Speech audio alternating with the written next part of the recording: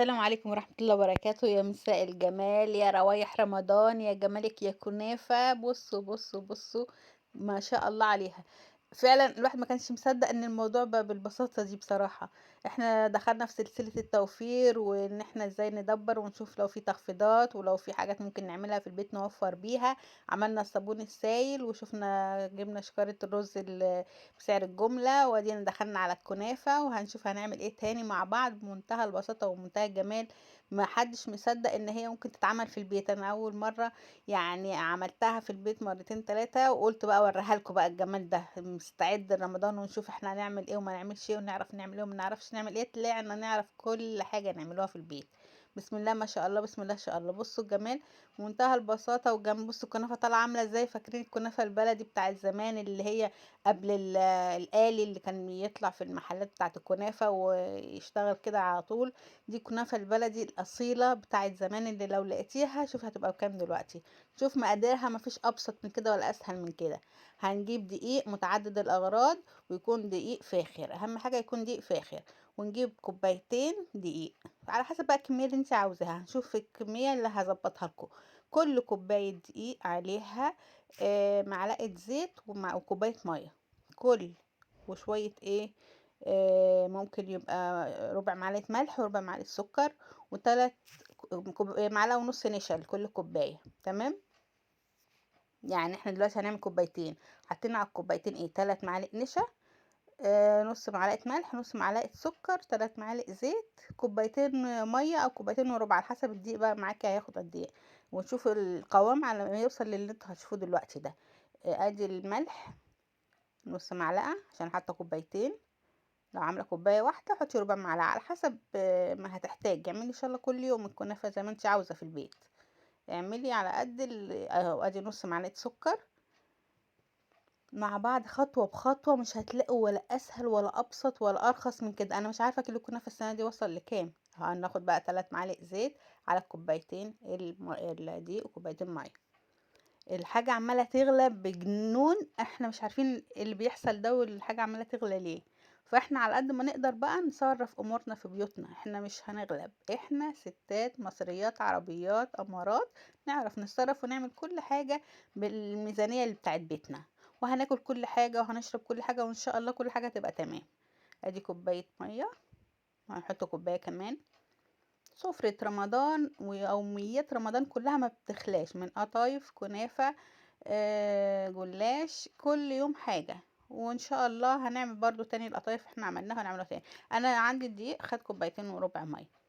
بصوا هقلب المعلقة كويس جدا جدا جدا، وبرضو هحس ان فيه لسه تكتلات. مش هينفع، هروح جايبة الخلاط. اكيد اكيد لازم تبقى معاكي العجينة ناعمة وسايبة خالص كده. جبت الخلاط وهضربهم فيها. والله يا جماعة ما في أجمل من كده ولا أسهل من كده ولا أمتع من كده وانتي بتعمليها. وقلبتي البيت محل كنفانجي. حلوة كنفانجي دي بتاع الكنافة. بصوا الجمال. طبعا بعد ما هنضربها في الخلاط هنشوف هنعمل ايه تاني. برضو الخطوة اللي جاية دي أساسية مع خطوة الخلاط. يعني في ممكن نعملها بضرب المضرب بتاع البيض، بس بالخلاط بتبقى ناعمة أكتر. أنا عملتها بمضرب البيض، بالخلاط كانت أنعم أكتر. هنشوف دلوقتي هنجيب المصفى وهنصفي الخليط، مش هنسيبه كده، لازم نصفي الخليط. هنشوف بس القوام عامل ازاي دلوقتي. بصوا بقى المنظر. والله يا جماعة انتوا ما تحطوا جهد على جهدكم وتصرفوا، مفيش حاجة صعبة، كل حاجة سهلة. انا مش عارفة هو مش باين ليه القوام، ورينا القوام. ايوه كده، ايوه كده، ايوه كده، ايوه اهو. بصوا القوام عامل ازاي. عامل زي المية تقيلة شوية، ما يبقاش مية قوي ولا ايه ولا تقيل قوي. عشان هنشوف دلوقتي هنعمل ايه. كل سنة وانتم طيبين، وكل حاجة بتتعمل في البيت دلوقتي ما بقاش في حاجة صعبة. ان شاء الله كل حاجة هنعملوها. يعني الواحد زمان اول ما كان يفكر ان الحاجة دي ممكن تتعمل في البيت اصلا يعني. ومع ذلك يعني الحاجة ام الاختراع زي ما بيقولوا، كله يعمل وكله يعني ايه يتجرأ ويعمل، ما يهمهوش هتخسري ايه. كوباية دي كوبايتين دي، ومرة على مرة هتعملي لانها سهلة ما فيهاش اي حاجة. فما تحسيش ان انت مش هتعرفي او تحسي الموضوع صعب، لا لا خالص. هنا بقى هنصفي الخليط، لازم يكون مفهوش تكتلات خالص خالص خالص. بص السيولة بتاعته عاملة ازاي والقوام بتاعه عامل ازاي. انا بقى جبت عندي الازازة بتاعت اللترين مية دي، بتاعت الحاجة الساقعة، ورحت قصاها من النص، ورحت جايبة الغطا بتاعها، ورحت مسخنة ابرة، ورحت خرم اهو. بصوا ورحت خرمة الغطا ده، خرم رفيع، ما تعملوش خرم كبير. بصوا الخرم عامل ازاي اهو، فتحة ما تزيدش عن كده. وفي دي بالنسبه لي اسهل، في عملتها في ازازه الصراحه برضو ما نفعتش دي، مع او ما تمكنش منها قوي، لكن دي بالنسبه لي كانت ممتازه. اللي عايز يعمل في ازازه وتبقى مقفوله معاه ماشي، مفيش مشكله. جبت الصينيه الالمونيا ورحت قلبها ودهنها زيت ومسحاها وعملت عليها، بس حسيت انها من مره والتانية وبعدين بدات تلزق، فحسيت انها هتبوظ لي الدنيا او هتعقد لي الدنيا. قلت لا، على ايه، رحت جايبه الجريل، عملت برضو الجريل ما نفعش، برضو الجريل ما نفعش خالص.